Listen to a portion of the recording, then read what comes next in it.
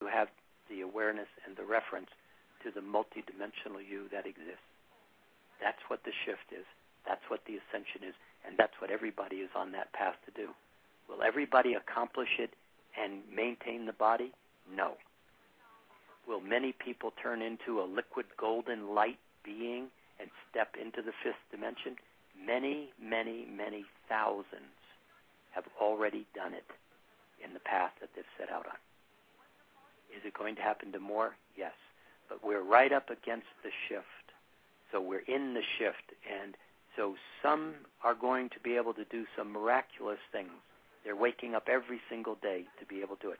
And some are so wrapped up in third dimensional folks, he said, she said, I can't forgive, if only that one had done this. The entanglement is so intense. Yes. As the light is coming into the body, everybody has been asked, do you want to go on this ride? And every December, for the last 4 Decembers, everybody understands as a spiritual being what this shift is about. And right now, we are in the year of change, and it's going to be a very exciting year.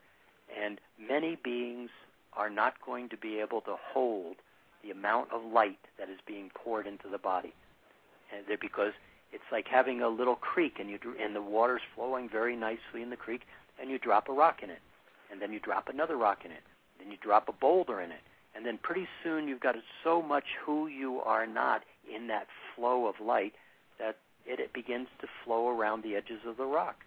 And now there's more light coming into that pathway, and the rock is going to lose the battle. If you argue for your limitations, you will lose the battle, period. Yep. So here, clearing out who you are not is so much in everybody's best interest. But the astral space is one of those spaces where the ability to clear out a lot of who you are not in your sleep astral space, fully conscious, is a real gift. And it's more fair. That was a long answer. That's wonderful.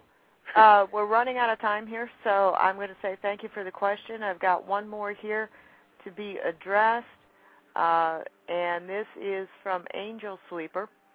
And what they want to know is, how do you avoid going into unhealthy denial, talking about emotions, by ignoring the elephant in the room?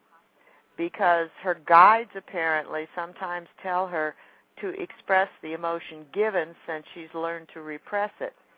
And then, that's resulted in chronic depression. Well, you can't ignore. Let's put it. I'm assuming that's about somebody else, not her. So there's two people in the room. Yeah. You can't ignore the person. On one hand, ignoring them is the same as just putting your. You can embrace it positively, or you can embrace it negatively. Ignoring is kind of a negative embracing. It's what you put your attention on is what you get. It doesn't say just give me the good stuff. So if your attention is on I don't like it, I don't like it, I don't like it, the universe is going to go, I adore you. I'll be happy to give you more of what you don't like. Mm-hmm. Law of attraction. So what you can do is recognize that the elephant in the middle of the room is not your problem. Now that doesn't mean screw you. That doesn't mean I'm going to argue with you. You're a bad person. I'm a good person. Nope. It means no judgment. It means, are they in a lot of pain? Yes.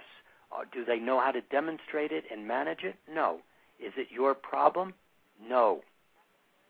And when you can get your house in order, when you can simply align yourself and you can allow them to be who they are, and you can allow who you are, and you can begin to learn how to be certain and capable and senior, gracious and kind, happy, from that place, perceiving the elephant in the room is a lot more valuable, because you look for the opportunity at that point to assist rather than condemn.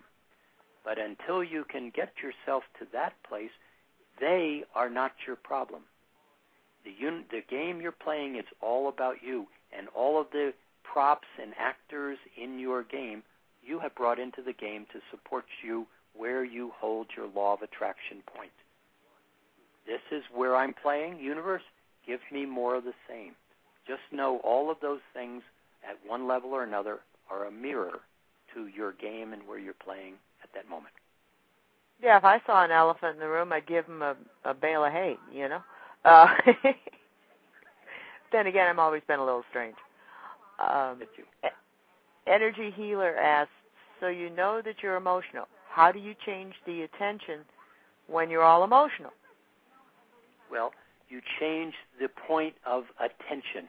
So emotions are emotions. You have a choice to stay in that anger, that resentment, that judgment, or you have a choice to simply take a breath, be in your space. That's a big piece of this game, and I'll point you to the Mastering Alchemy website. It's free. It's called Essential Tools, and it talks about how do you use a rose to distinguish you from the universe that you are observing. You know, and there's a little video that's got an animation in it, 42-minute video with a 9-minute animation in it. Go look at that. It'll answer your question. It's free. It's right there for you. Yeah, it's a great thing. Yeah, but where you hold your attention is what you get. This is why I said the law of attraction is so simple, most of us don't get it. If you hold your attention on what you don't like, the universe doesn't make a judgment and says, oh, you're not going to like this when I give it to you. The universe says, I adore you, and this is your creation, and I will never second-guess you. I will provide for you what you place your attention on, period. So your choice in a fourth-dimensional space is, am I enjoying the argument, the anger, the frustration, or would I like to choose something else? And it's all about you, not about what you have your finger in over there. And so the minute you can begin to start to say, this is not my problem, again, that doesn't mean screw you. That simply means this is not my problem. I am right here. How would I like to experience myself? And if it means step out of the room, turn your head and look at something more beautiful, think of a happy thought, whatever it is, find an anchor point where you can start to go, yes, this is what I wish to experience. Misery is optional. Yep. It's not a mandatory thing. Change your attention point to something that feels better, and you will find that what you were uncomfortable with will start to disappear from your reality the more you hold your attention on what you want. Right, exactly. And that's so terribly important. But it goes back to you're responsible for what you're experiencing. If you don't like it, change it. Yeah, but people don't understand responsible because we've been growing up in a third dimension where responsible was your obligation, you should, you need to perform. This is your chore. And so just like where you said earlier, you know, well, she's not my daughter anyway, that one moment of reaction becomes very paralyzing in many of our spaces.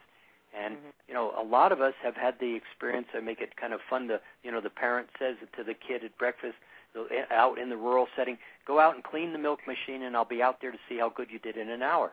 And the kid goes, but no buts, go clean the milk machine. Kid has no idea what a milk machine is. Right. Out there in the barn for an hour. Do you think your kid's happy? Has no clue in what to do, and he knows in an hour Dad's going to show up and beat him because he didn't do what he was told. What happens is we've never been parented very well, and our parents only did what they knew, and so we can't blame them, but to a great extent is when we can get into the present moment, you can rearrange your entire past in the moment, and you can basically start to have a completely different sense of yourself, awareness of yourself, and command of yourself.